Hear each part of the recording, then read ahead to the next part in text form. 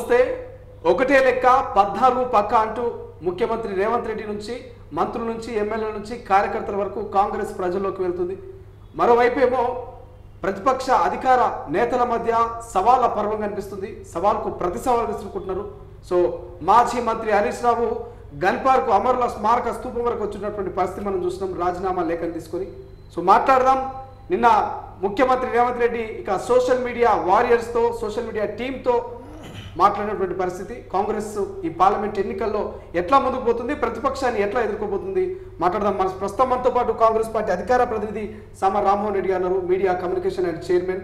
రామ్మోహన్ రెడ్డి గారు, సో ఎట్లా చూస్తారు హరీష్ రావు గారి యొక్క రాజీనామా లేఖ కావచ్చు, అమరుల స్మారక స్తూపం అసెంబ్లీ ముందుకు రావడం ఎట్లా చూస్తారు? మ్యాచ్ బాక్స్ మాజీ మంత్రి హరీష్ రావు చేసేటటువంటి డ్రామాలు కొత్తగా ఏం కాదు. గతంలో కూడా తెలంగాణ ఉద్యమం అప్పుడు ఇట్లాంటి డ్రామాలే చేసిండు. అందరు ఉద్యమకారులను రెచ్చగొట్టిండు, పెట్రోల్ ఆయన కూడా పోసుకుండు, అందరితో పోపించిండు. కానీ ఆయననేమో మ్యాచ్ బాక్స్ మర్చిపోయిండు అన్నారు. ఆయనని నమ్మినటువంటి వాళ్ళే మీరు అమరులు అయిపోయారు. సేమ్ ఈరోజు కూడా 10 సంవత్సరాల నుంచి అసలు రైతులకి రుణాలు మాఫీ చేయనటువంటి పనికిమాలినోళ్ళు ఎవరైతే అదే అమరవీరుల స్తూపం ముంగట మోకాళ్ళ మీద ముక్కు నేలకు రాసి క్షమించమని చెప్పి అడిగి తర్వాత కాంగ్రెస్ పార్టీని ఛాలెంజ్ చేయాలనేటటువంటి మా యొక్క ఛాలెంజ్కి ఈరోజు ఫార్మాట్ కూడా స్పీకర్ ఫార్మాట్లో తీసుకొని రా, నీకు నిజంగా చిత్తశుద్ధి ఉంటే ఆగస్టు 15 కల్లా మేము రైతుల రుణాలు మాఫీ చేయబోతున్నాం, నువ్వు రాజీనామాతోటి రా, స్పీకర్ ఫార్మాట్లో రా అని చెప్పి మనం అడిగినాం. కానీ రామ్మోహన్ రెడ్డి గారు ప్రధానంగా కాంగ్రెస్ పార్టీ ముఖ్యమంత్రి రేవంత్ రెడ్డి గారు గతంలో అధికారంలోకి రాగానే డిసెంబర్ 9న మేము రుణమాఫీ చేస్తామన్నారు. మళ్ళా కొత్త అంశాన్ని తెర మీదకి తీసుకొచ్చారు. కేవలం ఓట్ల కోసమే ఇప్పుడు 15 ఆగస్టు అనే అంశాన్ని తెర మీద తీసుకొచ్చారు. కాబట్టి రైతుల కోసము, రైతుల బాగు కోసమే రాజీనామా చేస్తా, నాకు పదవి పెద్ద ఇంపార్టెంట్ కాదంటున్నాడు హరీష్ రావు. ఎట్లా చూస్తారు? ఇప్పుడు నేను అదే చెప్తున్నా కదా, సింపుల్. కాంగ్రెస్ పార్టీ అధికారంలోకి వచ్చింది. అధికారంలోకి రాగానే మొదటి సంతకమే సంక్షేమాలతో మేము మొదలైనాం. సంక్షేమాలే కాదు, ఇంకొక పక్క ప్రజాస్వామ్యం కంచెలు తెంపుకుంటూ మేము ఈరోజు మొదలుపెట్టినటువంటి ప్రజాపాలనలో ఈ దొరలు చెప్పినట్టు వ్యవస్థ నడవాలనేటటువంటి పాత పద్ధతి పోయింది. ప్రజలు అనుకున్నట్టు, ప్రజలు కోరుకుంటున్నట్టు మాత్రమే ప్రజాప్రభుత్వం నడుస్తుంది. సో సంక్షేమాలు, ఇంకొక పక్క వారి యొక్క అవినీతి పైన చర్యలు, ఇంకొక పక్క ప్రజలకు మేము ఇచ్చినటువంటి ప్రమాణాలను నెరవేర్చేటటువంటి దాంట్లో ఈ ప్రభుత్వం నిమగ్నమై ఉంది. ఒకరోజు ఆలస్యం అవుతున్నా చిత్తశుద్ధితోటి పారదర్శకంగా మేము జనాలకు చెప్తున్నాం. మనం రాగానే ఇప్పుడు గతంలో కూడా రైతులకి సంబంధించినటువంటి రుణాలు మాఫీ అయినా, కరెంటు ఉచితమైనా ఆ ప్రభుత్వంలో ఆ శక్తి ఉండాలి ఆర్థికంగా, అవునా? శక్తి లేనప్పుడు ఉత్తగానే ఇళ్ళ లెక్క డ్రామాలు చేయాలనుకుంటే కాగితం మీద నేను సంతకం పెట్టేసిన ప్రొసీజర్లనే లేట్ అవుతుందని చెప్పొచ్చు. అట్లా కాంగ్రెస్ పార్టీ చెప్తలే. మనకు ఆర్థికపరమైనటువంటి పరిపుష్టతని డిసిప్లిన్ తోటి ఈరోజు మొదటి తారీఖు జీతాలు వచ్చినటువంటి పరిస్థితులు ఉండేనా గత పాలనలో? మొదటి తారీఖు జీతాలు వేసేటటువంటి ప్రక్రియ దగ్గరికి మొదలు పెట్టుకుంటే ఆరోగ్యశ్రీ 5 లక్షల నుంచి 10 లక్షలైనా, లేకపోతే ఉచిత రవాణా అయినా, 500కే సిలిండర్ అయినా, 200 యూనిట్ల ఉచిత విద్యుత్ అయినా, మేము ఒక 6 చెప్తే 5 గ్యారంటీలను నెరవేరుస్తున్నటువంటి పరిస్థితి ప్రాక్టికల్గా ఈరోజు కనిపిస్తూ ఉంది. రైతు రుణాలకు సంబంధించి కూడా హ్యూజ్ బడ్జెట్కి సంబంధించింది కాబట్టి దానికి కావాల్సినటువంటి విధి విధానాలన్నింటినీ కూడా ముఖ్యమంత్రి అయిన తర్వాత మొదటి రివ్యూలోనే ఇవన్నీ తీసుకున్నాడు అనేటటువంటి ఒక వాస్తవాన్ని గుర్తు చేస్తా ఉన్నా. సో బ్యాంకులతోటి మనం మాట్లాడేసేసుకొని రైతుల యొక్క అప్పు ప్రభుత్వం కట్టేటటువంటి దానికి కాస్త ఆలస్యం అవుతుంది. ఇప్పుడు ఎన్నికల కోడ్ ఎటు వచ్చింది. ఇచ్చినటువంటి సమయంలో సగం బడ ఎన్నికల కోడ్ వచ్చినప్పుడు మన చిత్తశుద్ధిని శంకించాల్సినటువంటి అవసరం లేదు. ప్రజలు బ్రహ్మాండంగా చెప్తారు, మీ మీద నమ్మకం ఉంది, ఆ బట్టవాజోళ్ళు లేకపోతే ఆ డ్రామాగాళ్ళని నమ్మదని నమ్మొద్దు, ఈ రోజు వచ్చాడు రాజీనామాలు అని చెప్పి మాట్లాడుతారు. ఇన్ని రోజులు పండుకుర్రా, రైతులు రుణమాఫీ చేయనటువంటి వాళ్ళు ఈ దుర్మార్గులు కాదని చెప్పి ప్రజలే అంటా ఉన్నారు. కానీ కాన్ఫిడెన్స్ గా ఉన్నాడు ఆయన, రాజీనామా లేఖను తీసుకొని వస్తున్నాడు. ఒకవేళ 15 ఆగస్టుకు రుణమాఫీ చేస్తే నేను రాజీనామా చేస్తున్నటువంటి ధీమా వ్యక్తం చేస్తున్నారు. మీరు సిద్ధంగా ఉన్నారా? ఇప్పుడు మొదట ఏమన్నాడు, నేను రాజీనామా చేస్తాను అన్నాడు. రాజీనామా అనేటటువంటి పత్రం మీద రాజకీయం చేసిండు తప్ప నిజంగా రాజీనామా ఫార్మాట్ తెచ్చిండా?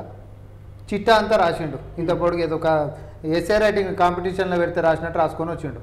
ఫస్ట్ ఏమన్నాడు, రైతు రుణం మాఫీ చేస్తే నేను రాజీనామా చేస్తా, మీకు చిత్తశుద్ధి ఉంటే చెప్పు, నేను రాజీనామా చేస్తా అన్నాడు.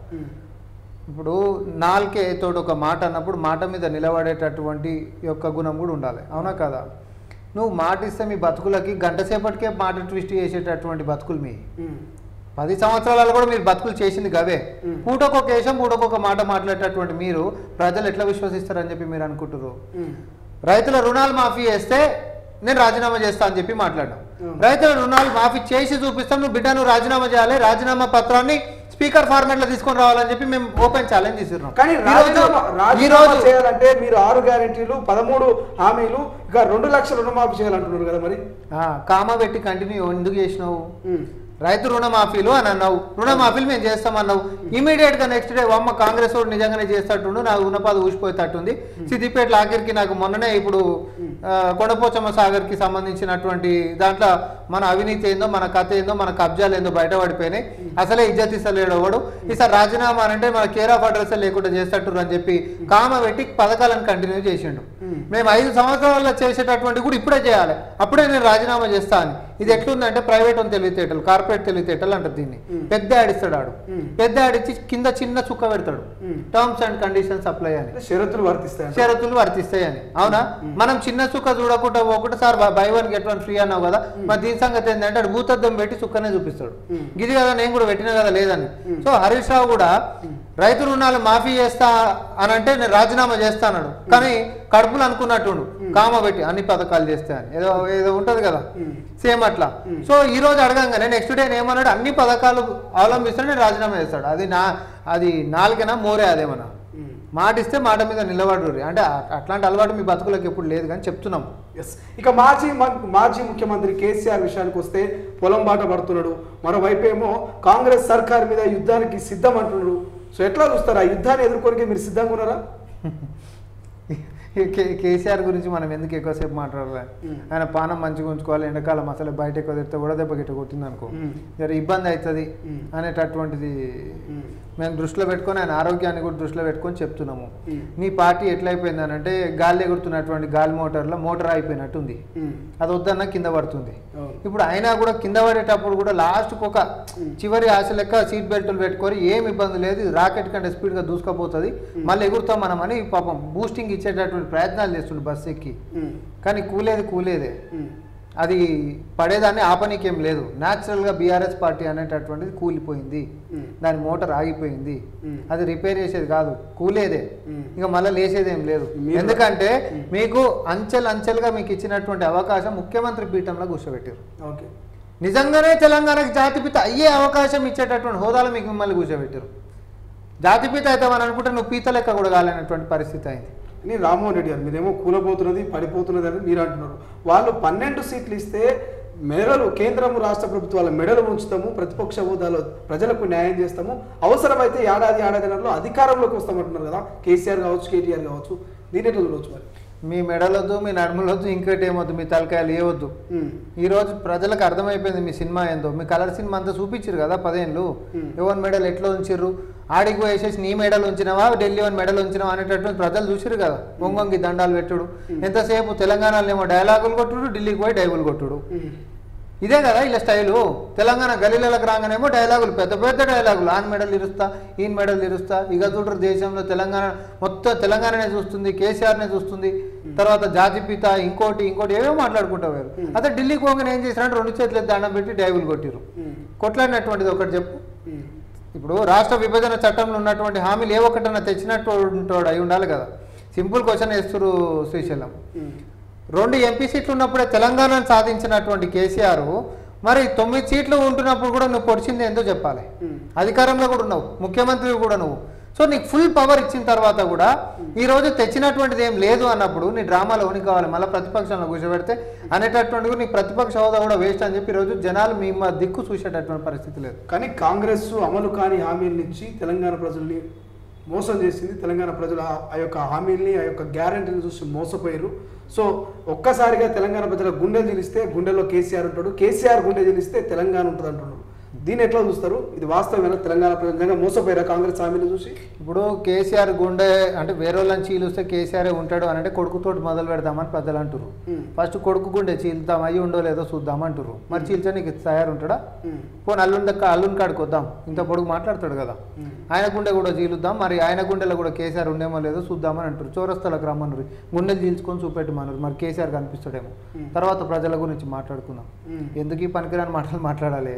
నీవు గుండెలలో ఉండుడేంది, నిన్ను పాతాళానికి వేసి తొక్కిన తర్వాత నువ్వు గుండెలలో ఉంటే అధికారంలో ఉండేటోని గుండెలకించి పాతాళంలోకి పోయినావు కాబట్టి నీకు బండగట్టి బంగాళాఖాతంలో పడేసారు నిన్ను నీ పార్టీని. ఈరోజు ఇంకా కూడా మేకపోతు గాంభీర్యం ప్రదర్శించినంత మాత్రాన మీకు కూడా తెలుసు, మీ అంతరాత్మ కూడా తెలుసు, మీ పొడిచింది ఏం లేదు కాబట్టి మాకు ఈరోజు గట్టి గుణపాఠం చెప్పారు. మొన్న వచ్చినటువంటి ఆ ఓట్లు కూడా పైసలు, అధికారిక దుర్వినియోగము, వాళ్ళు చేసినటువంటి పాపాలు, ప్రజల్ని ఎంత వంచాలనో బెదిరించారు, ఇంకోటి చేశారు, మొత్తం మీద మళ్ళీ మనమే వస్తున్నాం, ఓట్లు లేకపోతే మీ సంగతి చూస్తాం అనేటటువంటి బెదిరింపులకు లోనయ్యి వచ్చినటువంటి ఓట్లే తప్ప ప్రజాస్వామ్యబద్ధంగా నిజంగానే చైతన్యం కావాలి, మార్పు కావాలని, మళ్ళీ కేసీఆర్ కంటిన్యూ కావాలని చెప్పి వచ్చినటువంటి ఓట్లు కాదు కదా వాళ్ళకి. వాళ్ళ మాటలో ఒకటి నమ్ముతాడు. మీకు మీకు అటు ఢిల్లీలో కావచ్చు, ఇటు గల్లీలో ప్రతిపక్షంలో ఉన్నటువంటి ఎవరితో మీకు గట్టి పోటీ ఉంటుంది? ఇటు బీజేపీ తోట, ఇటు బీఆర్ఎస్ తోట, ఎవరితో? కేంద్రంలోకి పోయినప్పుడు రెండు జాతీయ పార్టీల మధ్యలోనే ఉంటుంది. కొన్ని ప్రాంతీయ పార్టీ పర్ఫార్మెన్స్ గిట్ట ఏమైనా ఇచ్చిన ఉంటే దాన్ని కూడా కొంచెం కన్సిడర్ చేసేటోళ్ళేమో. చేయలేదు కాబట్టి ఆ అటెన్షన్ డ్రా చేసుకునికే మామ అల్లుళ్ళు ఒకరేమో అమరవీరుల స్తూపాన్ని అడ్డం పెట్టుకొని మళ్ళీ వస్తారు, ఇంకొకరేమో బస్సు యాత్ర అని చెప్పి బయలుదేరారు. ఈ రెండింటిని కూడా డ్రామా లెక్కనే చూస్తారు, జబర్దస్త్ స్కిట్ని ఎట్లా చూస్తారు, దీన్ని అట్లా చూస్తారు తప్ప అంతకుమించి వేరేది లేదు. ఎస్ 100% ఇవి కేంద్రంలో ఉండేటటువంటి లోక్సభ ఎన్నికలు కాబట్టి రెండు జాతీయ పార్టీల మధ్యలో పోటీ అనేటటువంటి చాలా స్పష్టంగా కనిపిస్తుంది. కానీ మోడీ కేంద్రం కూడా తెలంగాణకి ఏం చేయలేదు కాబట్టి వాళ్ళకు కూడా ప్రజలు ఏ రకంగా కూడా పట్టం కట్టేటటువంటి పరిస్థితి లేదు. మోడీ గ్యారంటీ అంటారు, మీరు పాంచ్ న్యాయ యాత్రలు అంటున్నారు, పాంచ్ న్యాయ ఏవైతే హామీలు అంటారు వాళ్ళేమో మోడీ గ్యారంటీ అంటున్నారు. మరోవైపు ముస్లిం రిజర్వేషన్లను బరాబర్ ఎత్తేస్తామంటూ కూడా రాష్ట్ర అధ్యక్షుడు కిషన్ రెడ్డి అంటున్నారు. ఇవైనా మీకు మైనస్ అయ్యే అవకాశం లేదా? ఇప్పుడు మోడీ గ్యారంటీ అని అంటారు, ఏం గ్యారంటీ చెప్పు చెప్పు. 2014 గ్యారంటీలు ఇచ్చిండు ఇంత పొడుగు, తర్వాత 2019 ఎన్నికలలో కూడా గ్యారంటీలు ఇచ్చిండు. ఏమైంది? 2022 కల్లానే పూర్తి కాబోయేటటువంటి 75 గ్యారంటీలు అని చెప్పి ఇచ్చిండు. నల్లధనం ఖచ్చితంగా వచ్చేస్తుంది గ్యారంటీ అని అన్నాడు. ప్రభుత్వ రంగ సంస్థలు పటిష్టం చేస్తాం గ్యారంటీ అన్నాడు. 2 కోట్ల ఉద్యోగాలు కల్పిస్తామని చెప్పి గ్యారంటీ అన్నాడు. 100 స్మార్ట్ సిటీలు గ్యారంటీ అన్నాడు. బుల్లెట్ ట్రైన్లు గ్యారంటీ అన్నాడు. ధరలు తగ్గిస్తామని గ్యారంటీ అన్నాడు. మహిళలకు భద్రత గ్యారంటీ అన్నాడు. విద్యా వ్యవస్థలను బలోపేతం చేస్తాము, ప్రభుత్వ పాఠశాలని పెంచుతామని చెప్పి గ్యారంటీ అన్నాడు. ఏ ఒక్కటన్నా నెరవేరిందా? ఆ పిల్లర్ మెట్రో పిల్లర్ల మీద పెట్టిరు, 4 కోట్ల ఇల్లు కట్టాం, ఇంకా కూడా మళ్ళీ కడతాం. ఉత్తగానే గాలికి అట్లా మాట్లాడేసేయాలి. ఏ తెలంగాణలో ఒక జిల్లాలో లేకపోతే ఒక మండలంలో ఒక బస్తీలో చూపెట్టమని మోడీ కట్టించినటువంటి ఇంట్లో బతికేటటువంటి పేదోళ్ళని మేము చూపిస్తాం. ఇందిరా మిన్లు ఎన్ని ఉన్నాయో మేము చూపిస్తాము, మీరు కూడా చూపెట్టుండ్రి. మీ మొక్కలకు ఏం చేసిరు 10 సంవత్సరాల 10 బీజేపీ ప్రభుత్వము నరేంద్ర మోడీ ఎంత ఎంత చింతాకంత అభివృద్ధి కూడా చేయలేదంటారా? నేను ఒకటి చెప్తా, రైతుల గురించి వాళ్ళు మాట్లాడుతారు కదా. 2019 మేనిఫెస్టోలో 60 సంవత్సరాలు దాటినటువంటి రైతులకి మేము పెన్షన్లు ఇస్తామన్నారు. ఇది అడుగు, ఇచ్చిరేమడుగు. ఇంకోటి మనం అడుక్కునేటటువంటిది కాదు, తెలంగాణలో రాష్ట్ర విభజన చట్టంలో ఇయ్యాల్సిందే, అది మన హక్కు. చట్టంలో పొందుపరిచి దాన్ని మనం అడుక్కునేది కాదు. ఏది దరఖాస్తు చేసుకుంటే అయ్యా అప్ప చూడురు అని చెప్పి అనేటటువంటిది కాదు. ఫస్ట్ తెలంగాణ రావడమే నరేంద్ర మోడీకి ఇష్టం లేదు. ఫస్ట్ ఆఫ్ ఆల్ తెలంగాణ ఇంట్రెస్ట్లు అంటేనే వాళ్ళకి నచ్చదు. దక్షిణ భారతదేశం మీద వాళ్ళు చూపిస్తున్నటువంటి వివక్షలోనే ఈ తెలంగాణ కూడా ఒక భాగమే కదా. అందుకనే పార్లమెంట్లో తెలంగాణని కించపరిచేటట్టుగా పదే మాట్లాడిండు. ఆయన శరం సిగ్గులేనటువంటి వాళ్ళు వీళ్ళు ఏ రోజు కూడా నిరసన వ్యక్తం చేసినటువంటి పాపన పోలే. కాంగ్రెస్ పార్టీ నిరసన వ్యక్తం చేసింది, రోడ్లు మేమెక్కినాం, మీరెక్కలే. ఏ రోజన్నా ఈరోజు అసలు తెలంగాణకు సంబంధించినటువంటి హక్కులు నువ్వు ఇచ్చిందేం లేదు, తెలంగాణ రాష్ట్రం గురించి మంచిగా మాట్లాడిందేం లేదు. ఇప్పటికీ వస్తూ పొంగనాలు ఉత్తగా మాట్లాడతారు, ఏ మాటలు లేకుండానే వెళ్ళిపోతారు. దేనికోసం ఓటేయాలి చెప్పు శ్రీశైలం, అసలు చెప్పు దేనికోసం ఓటేయాలి? నీ కరపత్రాలలో నువ్వు రాసుకున్నటువంటి అంకెల గురించా, లేకపోతే ప్రజలకు కనిపించేటటువంటి అభివృద్ధి గురించా? ప్రజలకు కనిపించేటటువంటిది ఏంటిదో నువ్వు చెప్పు. ధరలు పెంచినందుకు వేస్తారా? అసలు ముందు సంది బీజేపీ బీఆర్ఎస్ ఒకటే లైన్ తీసుకుంటున్నాయి. అసలు అమలు కాని హామీలు అని మమ్మల్ని అంటా ఉన్నారు. 6 గ్యారెంటీలు ఎట్లా అమలు అవుతాయి? ఉచిత బస్సు ఎట్లా ఇస్తారు? ఆర్టీసీ మునిగిపోతుంది, ఆర్టీసీ మునిగిపోయిన ఆర్టీసీలో ఉచిత బస్సు ఇస్తారంటే ప్రజలు ఎట్లా నమ్ముతారని అన్నారా లేదా? ఈరోజు ఆర్టీసీ లాభాలకు వస్తుంది, ఉచిత బస్సు ఇస్తారని మేము అన్నాం. వచ్చిందా లేదా? ఏదైనా గంతే. వాళ్ళకి శాత కాదు, వాళ్ళకి సంక్షేమాలు ఎట్లా అందించాలనో తెలియదు. ఇచ్చేటోడు అంటే కడుపులమ్మంట, ముంగట నడుస్తుంటే కాళ్ళలో కట్టెలు పెట్టాలి. మీకు శాత కాదే ఒకటి చేస్తుంటే మనం చేయలేకపోదు. ఎంతసేపు శని దాపరించేసి చేసేటోని చేయనీయకుండా ఉండాల్సిందే తప్ప మీరు చేసేదైతే ఏం లేదు కదా. ఇక సోషల్ మీడియా టీం తోటి, సోషల్ మీడియా వారియర్స్ తోటి ముఖ్యమంత్రి గారు నిన్న మీరంతా కూడా భేటీ అయ్యారు. సో ఏం మాట్లాడారు? ప్రధానంగా సోషల్ మీడియా ఎట్లా వర్క్ చేయబోతుంది ఈ నెల రోజుల పాటు? అంటే రాష్ట్ర వ్యాప్తంగా కూడా బీజేపీ బీఆర్ఎస్ హ్యాండిల్స్ వేరే ఉన్నాయి కానీ పోస్టులు కంటెంట్లు అంతా సేమ్ వస్తున్నాయి. ఇద్దరు టార్గెట్ కూడా మొన్న కూడా ఒక 4 గంటల సేపు ఫస్ట్ ఏమో అధికారంలోకి రాగానే అహంకారంతో వైర్లు కట్ చేసినటువంటి ఛానళ్ళలోనే ఈయన అహంకారం వైర్లు ప్రజలు కట్ చేసేసరికి మళ్ళీ అవే ఛానళ్ళలో పోయి కూర్చుంటాం. నీకు కూడా తెలుసు కదా, 4 గంటలు కూర్చొని ఏదేదో మాట్లాడిన దొరలము మేము మా పాత కథ గుర్రాల మీద తిరిగేది, లేకపోతే ఏదో పెట్టుకున్నాం అనేటటువంటి అర్థం వచ్చేటట్టు మాట్లాడిండు కదా. సో ఆ అంశాలను అన్నింటినీ గిట్ట మనం తీసుకుంటే కాంగ్రెస్ పార్టీ మీదనే దుమ్మెత్తిపోసిండు, కాంగ్రెస్ పార్టీని మాత్రమే తిట్టిండు, కాంగ్రెస్ పార్టీనే టార్గెట్ చేసిండు, కానీ బీజేపీని ఏమన్నా అన్నాడా? బీజేపీ ఓర్ని అంటుంది, కాంగ్రెస్ని అంటుంది, బీఆర్ఎస్ ఓర్ని అంటుంది, కాంగ్రెస్ని అంటుంది. వీళ్ళిద్దరు ఏడు చూడ నిన్ననే చూసినాం కదా, ఈటెల రాజేందర్ తర్వాత పక్క రాష్ట్రాలకు పోయి పరవి చేసినాడు ఒకడు ఉన్నాడు. ఏది కాంగ్రెస్లో వస్తాం సార్ మీకు దండం పెడతాము మా గులగొట్ట కురి అని. ససే మీరు ఆ ముచ్చటే లేదు. అక్రమంగా కట్టినోడు ఎవడైనా తొడలు కొట్టి మాట్లాడినోడు ఎవడైనా కూడా మరి ఛాలెంజ్ కొప్పుకొని కబడ్డీ ఆడాల్సిందని మేమన్నాం. ఆడకుండా పోయి పక్క రాష్ట్రాలలో పైరవీలు కొట్టిండు, తర్వాత ఏదో చుట్టంతా తిరిగిండు. లాస్ట్కి ఇప్పుడు బీజేపీ తోటి కలిసిపోయినా అన్నా నువ్వు గెలిచిపోతున్నావే అని చెప్పి మాట్లాడుతున్నావు. సో వీళ్ళ హైడ్రామా వీళ్ళ యొక్క అవినీతి రాజకీయ అక్రమ సంబంధం ఏదైతే ఉందో అది బయటపడ్డది కదా. ఎందుకు అనేటటువంటి లాజికల్గా కూడా మేము ఫిట్ చేయకపోతే మళ్ళీ జనాలు విశ్వసించారు. కేసీఆర్ అండ్ కో అనేటటువంటి వాళ్ళ మీద చట్టబద్ధమైనటువంటి చర్యలకి అన్నీ రెడీ అయిపోయినప్పుడు వీళ్ళని కాపాడాలంటే ఒకరు ఉండాలి కదా, ఈ అవినీతి పరులను కాపాడాలంటే ఒకరు ఉండాలి కదా. కాంగ్రెస్ ఏమో బీఆర్ఎస్ని అటాక్ చేస్తుంది, రేపో మాపో లోపల పంపించేటట్టుంది. మరి నేను బయటనే ఉండాలని నన్ను కాపాడేటోడు ఒకడు ఉండాలంటే ఎవరు ఒకటే ఉంది, బీజేపీ ఉంది. అందుకనే కొడుకుని ఢిల్లీకి పంపించిండు. పంపించేసి అయ్యా నేను మీకు లోక్సభలో మొత్తం మద్దతు చేస్తా అని చెప్పి క్యాండిడేట్ల కాడ కాంప్రమైజ్ అయ్యిండు, వీక్ క్యాండిడేట్లను పెట్టిండు. తర్వాత బీజేపీ తోటి రేపొద్దున ఎన్నికలు అయిపోయిన తర్వాత కలవబోతున్నారు, కలిసిపోబోతున్నారు వాళ్ళు 100%. ఒకటే లెక్క 14 పక్క అంటున్నారు, సాధ్యమవుతుందా? మేము ప్రజలను నమ్ముకున్నాం, ఇది ప్రజాపాలన. ఈ ఏమంటారు పొద్దున్న లేస్తే అర్థం పర్థం లేకుండా మాట్లాడేటటువంటి వాళ్ళు, ప్రజలకి పనికిరానటువంటి అంశాలు లేవనెత్తేటటువంటి వాళ్ళ గురించి కాదు. కులమని మతమని లేకపోతే రిజర్వేషన్లని లేకపోతే ఇంకోటని 10 సంవత్సరాలు మీకు అధికారం ఇస్తే మార్పు తెస్తామని వచ్చినటువంటి నువ్వు మళ్ళా ఇచ్చినటువంటి మాటలు మర్చగొట్టేటటువంటి రాజకీయాలు చేస్తున్నావు. మిమ్మల్ని ప్రజలు క్షమించేటటువంటి అదే లేదు. నిన్న మా ముఖ్యమంత్రి గారు చాలా స్పష్టంగా చెప్పారు, సెమీఫైనల్ బంగ్లాదేశ్ తోటి ఆడినాం, గెలిచినాం బీఆర్ఎస్ తోటి. ఫైనల్ మ్యాచ్ పాకిస్తాన్ తోటి ఆడబోతున్నాం, అంటే బీజేపీ తోటి కొట్లాడబోతున్నాం. ఈ దేశ సార్వభౌమత్వాన్ని కాపాడాలన్నా, రాజ్యాంగాన్ని మళ్ళీ కాపాడాలన్నా, రిజర్వేషన్లని బతికించుకోవాలన్నా, లేకపోతే ప్రతి పేదవాడికి కూడా ధరలని నియంత్రించేటటువంటి వ్యవస్థ, విద్యా వైద్యం కానీ ఉపాధి ఉద్యోగాలు కానీ ఏదైతే రాజ్యాంగబద్ధంగా నడవాల్సినటువంటి విధి విధానాలు ఉన్నాయో అవన్నింటినీ కాపాడుకోవాలి అని అంటే బీజేపీని ఓడగొట్టాలి. మన పిల్లల భవిష్యత్తు బాగుండాలి, మాదక ద్రవ్యాలకు అలవాటు కావద్దు, మాదక ద్రవ్యాల మీద నియంత్రణ ఉండాలి. అసలు కొన్ని టన్నుల కొద్దీ దొరుకుతుంటే ఇప్పటివరకు జైలుకు పోయినాడు ఒకటి లేడబ్బా, ఎవరి పొట్టలకు పోతుంది ఇది కూడా అడుగుతుండా. రేపు పొద్దున మల్లగిట్ట అధికారంలోకి ఇస్తే ఈ 5 ఏళ్లలోనే కొంచెం వయసులో పెద్దగా అవుతున్న పిల్లలు మన కళ్ళ ముంగడ ఖరాబ్ అయ్యి అమ్మాయిలను కొట్టేటటువంటి పరిస్థితికి వస్తారు మళ్ళీ బీజేపీ గిట్ట గెలిస్తే. మాదక ద్రవ్యాలకి అడ్డాగా దేశాన్ని మొత్తం మారుస్తున్నటువంటి దాంట్లో బీజేపీ ప్రధానంగా ఉంది. ఎందుకు చేస్తారు ఇది అని అంటే వాడు చదువుకొని ఫోకస్డ్ అయిపోతే వాడి కెరియర్ గురించి మాట్లాడతాడు.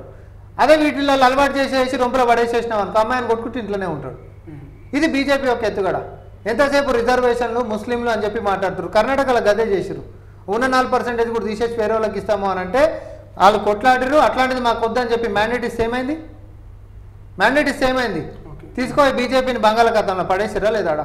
సో ఇట్లాంటివి ఎక్కడ కూడా భారతదేశంలో నేను బాగుండాలి, నా చుట్టుముట్టు పరిస్థితులు అందరూ కూడా బాగుండాలనే కోరుకునేటోళ్ళు ఉంటారు తప్ప నాకు కనువైనా సరే నీ 2 కళ్ళు పోవాలని కోరుకునేటోళ్ళు ఉండరు.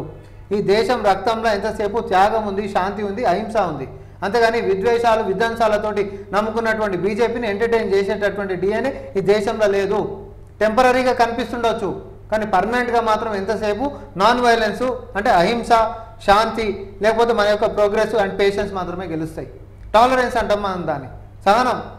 ఇప్పుడు అన్ని మతాలకు ఒక గల్లీలో ఉంటాం శ్రీశైలం, ఒక్క గల్లీలో 4 రకాల మతాలు ఉంటాయి, 100 రకాల కులాలు ఉంటాయి, కట్టుబాట్లు వేరే ఉంటాయి, భాషలు వేరే ఉంటాయి, యాస వేరే ఉంటుంది, లేకపోతే వాళ్ళ ఇంట్లో ఒక పద్ధతి వేరే ఉంటుంది. అన్నిటి కూడా ఒక ఛత్రి కింద ఈ దేశంలో ఉండి ఇదే దాంట్లో కొన్ని వేలాది మంది హిందూ దేవతల ఆశీర్వాదం ఉంటుంది, అల్లాది ఉంటుంది, క్రీస్తుది ఉంటుంది, తర్వాత జైనులది ఉంటుంది, లేకపోతే బుద్ధిజంది ఉంటుంది. అన్ని దేవుళ్ళ బలంతో ఈ దేశాన్ని కాపాడుకోవడమే ఈ యొక్క భారతీయత. యూనిటీ ఇన్ డైవర్సిటీ అని ఉత్తగా లే మనం, అది ఉత్తగా రాలే. కొన్ని 100 మంది 1000 మంది చచ్చిపోయిన తర్వాత కాపాడుకోగలిగినాము, లేకపోతే అన్టచబిలిటీ దాకా వెళ్ళిపోతుంది. ఇది లేనోడికి అర్థం కాని ఏంటి అని అంటే ఒకడు మనల్ని మోసం చేస్తున్నాడు ఈ పూటకి, మీరు కొలువులు బంద్ చేయరి, మీరు అది బంద్ చేయరి, మీరు 6 నెలలు న్యాయం పడరే అని చెప్పి స్వార్థం నాయకుడు మాత్రమే అంటాడు, మన పబ్బం గడుపుకోవాలనుకునేటోడు. మీరు కొలువులు కావాలి, మీ కొలువుల కోసము మీరు కొట్లాడుతుండని మేము కూడా కొట్లాడతామని అనాలి. మతాల చిచ్చు పెట్టినంత మాత్రాన ఏమొస్తుంది అంటే వానికేమో పోస్ట్ వస్తుంది, నీకేమొస్తుంది చేతుల కత్తులు వస్తాయి, లేకపోతే పోలీస్ స్టేషన్లలో కేసులు వస్తాయి. ఈ చైతన్యంతో యువత ఆలోచించాల్సినటువంటి అవసరం ఉంది. అందరూ కలిసిమెలిసి ముందుకు పోవాల్సినటువంటి దాంట్లో ఏదైనా ఎక్స్ట్రీమిజం మంచిది కాదు. అది ముస్లింలలో అయినా ఎక్స్ట్రీమిజం మంచిది కాదు, హిందువులైనా కూడా ఎక్స్ట్రీమిజం మంచిది కాదు. ఈ ఎక్స్ట్రీమిజం కేవలం స్వార్థపరులు మాత్రమే చేస్తారు, అవకాశవాదులు మాత్రమే చేస్తారు. లేకపోతే కెరియర్ గురించి ఆలోచించేటటువంటి ప్రభుత్వాలు మనకు కావాలి. రామ్మోహన్ రెడ్డి గారు ఇవాళ బీజేపీ రాష్ట్ర అధ్యక్షులు కిషన్ రెడ్డి గారు చెప్తున్నారు ముస్లిం రిజర్వేషన్ను బరాబర్ ఎత్తేస్తామంటున్నారు, బీసీలకు అన్యాయం జరుగుతుంది అంటున్నారు. ఎట్లా చూస్తారు? ఒకటి, అసలు వాళ్ళ ఉద్దేశమే చాలా స్పష్టంగా ఉంది. 400 సీట్లు దేనికోసం అడుగుతారు అంటే దేశంలో మొత్తం రిజర్వేషన్లే తీసేస్తామంటారు. ఓన్లీ ముస్లింలు అనేది ప్రచారాలలో చెప్తారు, కానీ దేశంలో ఉంటున్నట్టు రిజర్వేషన్లు మొత్తం తీసేసేయాలని చెప్పి వాళ్ళ వాట్సాప్ యూనివర్సిటీలలో మొత్తం అందరు ఫార్వర్డ్ చేసుకున్నటువంటిది. వాస్తవానికి రిజర్వేషన్స్ అనేది కేవలం ముస్లింల తీయాలనేటటువంటి కుట్ర కాదు ఇక్కడ జరుగుతుంది. బడుగు బలైన వర్గాలకు మొత్తం తీసేయాలనేటటువంటి కుట్ర జరుగుతుంది. ప్రధానమంత్రి చుట్టుముట్టు ఉండేటటువంటి అఫీషియల్స్ మొత్తం ఒకటే వర్గానికి సంబంధించినటువంటి వాళ్ళు 70 మంది ఉంటే 68 మంది ఒకటే వర్గానికి సంబంధించిన వాళ్ళు ఉంటారు. నిజంగా ప్రధానమంత్రి పుట్టింది బీసీ కుటుంబంలో అంటే అది కూడా కదా, ముఖ్యమంత్రి అయిన తర్వాత బీసీ లెక్క వేసుకుంటూ కార్డు టోటల్గానే రిజర్వేషన్ తీసేసి ఇటు అన్యాయం అయిపోయేటటువంటిది అత్యధికంగా ఉంటున్నటువంటిది హిందువులే కదా. బీసీలైనా ఎస్సీలైనా ఎస్టీలైనా వీళ్ళంతా హిందువులే కదా. టోటల్ రిజర్వేషన్స్ తీయాలనేటటువంటి కుట్రని కాంగ్రెస్ పార్టీ ఎట్టి పరిస్థితుల్లో ముందుకు పోనీయదు. ప్రజలు దీన్ని ఎట్టి పరిస్థితుల్లో స్వాగతించారు. బీజేపీకి గట్టి గుణపాఠం చెప్పబోతున్నారు. సో రైట్, ఇది మొత్తం మీద కాంగ్రెస్ పార్టీ అధికార ప్రతినిధి సామర్ రామ్మోహన్ రెడ్డి అయితే స్పష్టంగా చెప్తున్నారు. ఒకటే లెక్క 14 పక్క మా ప్రతిపక్షము మేము ఎదుర్కొనేటువంటిది బీజేపీతోనే, జాతీయ పార్టీ అయినటువంటి బీజేపీతోనే మా పోటీ ఉంటుంది. సో ఖచ్చితంగా మెజారిటీ ఆఫ్ సీట్లు సొంతం చేసుకుంటాం, ఢిల్లీలో చక్రం తిప్పుతాం అనేటువంటి ధీమా వ్యక్తం చేస్తారు. సో చూద్దాం వీళ్ళు అనుకున్న సీట్లు వస్తాయా, నిజంగా ఢిల్లీలో చక్రం తిప్పబోతున్నది కాంగ్రెస్ అనేది. కెమెరా పర్సన్ అజయ్తో శ్రీశైలం, తొలి వెలుగు, హైదరాబాద్.